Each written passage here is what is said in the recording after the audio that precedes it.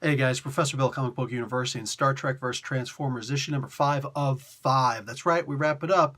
Let's start talking about who made this book so we can talk about this amazing issue. Best issue in the entire series. Let's go. Written by John Barber and Mike Johnson. Art by Philip Murphy. Colors by Josh Bersham. Letters by Christia Meissner. All right, so every single cool thing that you can imagine happening in this issue happens in this issue. Holy crap, this was a great episode. Basically, you have the Autobots and the Federation teaming up. They got two, they say identical, what do you call it, enterprises going after the threat of Starscream, but in reality, they're obviously not completely identical. Maybe visually, but they're not the same internally. Anyway, so these two ships are going after the Decepticons and Starscream. Starscream is going to try and take over the home world of the Klingons. The things he says is so freaking perfect. He's like, I've conquered more unyielding races and more home worlds, more throne worlds than you Klingons have words for awkward bladed weapon. Dude, that is just the least of the hysterical, awesome, funny, great references that they make in this book.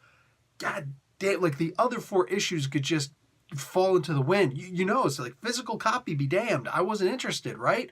Yeah, I'm gonna have to go back and get this entire I'm gonna have to get the other, I think I got the first 2 issues, maybe 3 on physical copy. I don't think I got the 4th, I don't remember, but I'm definitely gonna have to get this one. I'm definitely gonna have to just go and get them all, whatever. Like, honestly, this is a really good story. It'd probably be better in trade just because, but I'm okay with it. Genuinely, I'm okay with it. This was such an amazing issue for something that otherwise shouldn't really matter, right? It's the cartoon versions of these of these characters. They don't matter, right? And yet somehow they could have made it matter.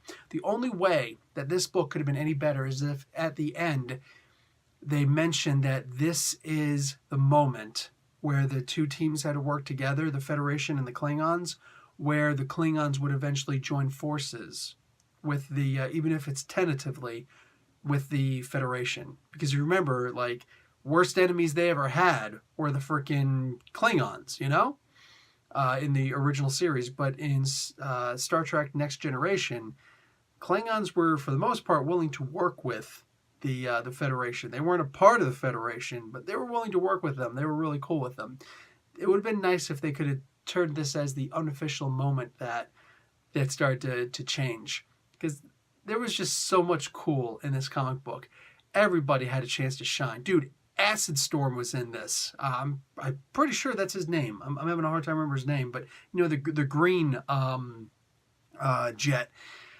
He just flies by, like, he has a moment in this and it was awesome. He doesn't get his. He gets a moment though. You know what I'm saying? He doesn't have any retribution coming back at him. He just like all stars on this.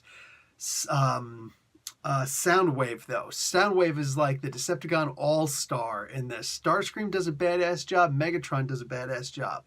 Acid Storm as well. But holy crap, there were 2 awesome moments with Soundwave in here. It's like, oh, it's almost like these guys know which characters we love the most, you know? He does the one scene where, you know, it's like Megatron screams out to Soundwave, increase our forces, increase our numbers. It's like, you know, Laserbeak, Buzzsaw, and like you have to read it in the cartoon voice.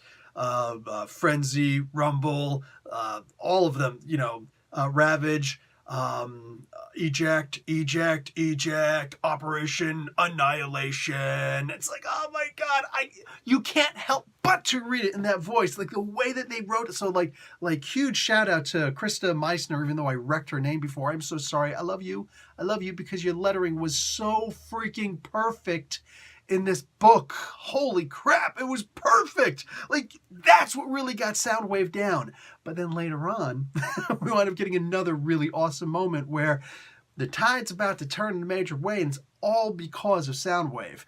And it was only through sheer coincidence that the, you know, like just a lucky thing that was said in the beginning that allowed the good guys to actually win. But wow, like Megatron actually gives a name to this new the throne world of the Klingons, and that's cool. Just buy the book, dude. I'm telling you right now, buy the book. You want to get people excited. Oh, there's also that moment where I've got my Captain America Transformer up here also, where you remember they took the Marvel heroes and villains and they made them into Transformers. That's like just some typical trope that they always do with the Transformers characters. Like, it'd be really cool if we took these other guys and made them into Transformers. All of the individual guys aboard the Enterprise had their own Transformer that was modified to fit them, and they're inside of the pilot seat going, let's go and kick some butt. Like, the Transformers could have done that stuff on their own. So, like, there was some parts in here that were pointless, but whatever. I guess you can consider their first appearances if anybody actually cared about them, but it was all right. Like, I'm not mad at them for it. It's just like it was campy, you know what I'm saying? And it really detracted from turning the Enterprise into Fortress Maximus and vice versa, actually. Yeah. But this issue, man, damn it, dude, this was so epic. It was awesome. So many people, even the Klingons had moments to shine. Like, the Klingons came off tougher than I think I've ever seen them in any of the TV shows before. And no, I don't really watch Discovery, so, but wow, it was so epic seeing these guys just fighting back and whatnot. It's like, hey, why are you guys pointing at me? Ow, ow, ow, that hurts.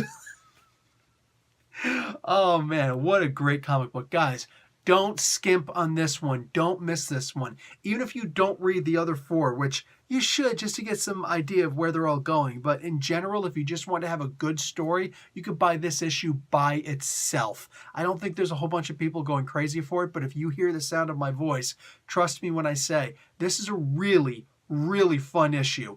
Way better than all four issues that came before. And I was excited in the beginning for a lot of those scenes that were happening in that first issue. Even the second issue was pretty good, but it just kind of got like, let me just finish this series out. But I am so glad I did with a top-notch comic book like this. It's not just top-notch, this is top shelf. This is awesome stuff. And I don't know what other praise I could heap on this, guys. Professor Bill, Comic Book University. Class dismissed.